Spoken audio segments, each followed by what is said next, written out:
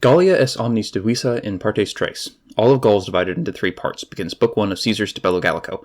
Caesar makes sure to take this first chapter to lay out the geography and the people of Gaul, being sure to call attention to the brave Belgae and the manly Helvetians that he will soon defeat. Then Caesar introduces us to Ariovistus, who will serve as the big bad for the rest of the book, as he is planning on taking the Helvetians and pushing them somewhere else. But somebody finds out about Ariovistus and snitches on him. There's a trial, and Ariovistus calls up all of his friends to help him, and he gets out. Yay! But then he dies. Wait, what? That's not right. Nope. It says right here, Ariovistus mortus est, neque abes suspicio, ut Helvetii apertantur, quin ipse sibi mortem conscriverit. God, I can't read Latin, can I? Well, in English, Ariovistus died, nor suspicion absent, as the Helvetians think that he had plotted death for himself. Well, apparently he isn't the main bad guy. What a waste of a good villain. But the death of a great leader is nothing to stop the Helvetians, who decide to continue with their plans and leave anyways. They burn all their houses down to make sure nobody goes back, and set out, convincing some of their neighbors to join them. The Helvetians have 2 paths to choose, a hard path and an easy path. They chose the path less traveled by, and that has made all the difference. Just kidding, they go down the easy one. Who would actually choose the less popular path? However, the easy path goes through Roman territory, and when it was reported to Caesar that this was the case, he flips out and goes super fast to shut them down. Also, Caesar's in the story for the first time. Woohoo! And he makes sure we notice it by putting his name first in the Latin. Caesare cum id nuntiatum esset. That's a nice anchises. Or is it an astrophe? Is either one of those right? I don't remember anymore. Well, that's all the Latin we had to read, so this is where the video will end. Thanks for watching, guys! Wait, we need to do the whole book? But I didn't know. So, now the Helvetii have allied themselves with an Aeduan chief called Dumnorix, and together they attack some tribes that are allied with Rome. Caesar isn't having that, so he decides to go fight them. But then some scouts report that the Helvetii are also trying to cross a river. Caesar isn't having that either, so it's battle time, and he kills a lot of them. After this battle, Diviciacus, Dumnorix's brother, seeks peace with the Romans. Specifically, he wants Caesar to spare his brother. Caesar decides that despite Dumnorix being a dumb Norix, that joke isn't even written right. I should probably fix that. What am I even trying to go for here?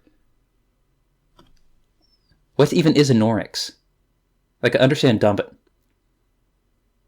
Okay, Ethan, remember to edit this out.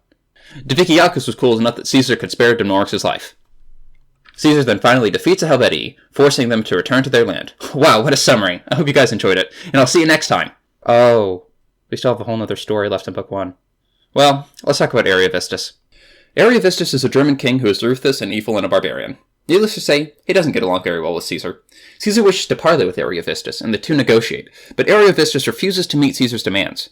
This is really scary to Caesar's men, because normally they don't go up against people who just brazenly disregard the commands of Caesar. Caesar isn't scared, though, and he says the 10th Legion is also really cool, because they aren't afraid either. Ariovistus wants Caesar to give him total control of Gaul, but Caesar obviously doesn't want to give Ariovistus total control of Gaul. Ariovistus decides to take matters into his own hands, and launches an attack on Caesar's troops. Caesar responds by fortifying his camp just 600 paces away from Ariovistus' camp. Ariovistus attacks Caesar's smaller camp, but refuses to launch a full-fledged assault, because the gods said that would be a bad idea. Caesar learns this, and then decides that the gods must be on his side then, and attacks, crushing Ariovistus and winning the campaign. Phew, that was quite a summary. I hope you guys enjoyed it. I'll see you all next time. I guess I probably should mention some of the AP Latin themes, and also make a comparison to another book, since that's what the rubric says. All throughout De Bello Gallico Book 1, we see on full display the epitome of the military history genre in the writing of Caesar, fulfilling the literary style and genre theme. Caesar famously uses the third person to describe himself throughout his campaign in order to give a sense of impartiality in the history he was recording. Caesar also uses clear word choice, well, as clear as Latin can be, to illustrate what is going on around him. Caesar also takes every opportunity to showcase how he and his men exemplify bravery and courage in all that they did, reflecting the theme of Roman values. Caesar also makes sure to build up his enemies in the beginning, describing the Helvetii and Germans as very strong, so that when he later defeats them, it is even more impressive.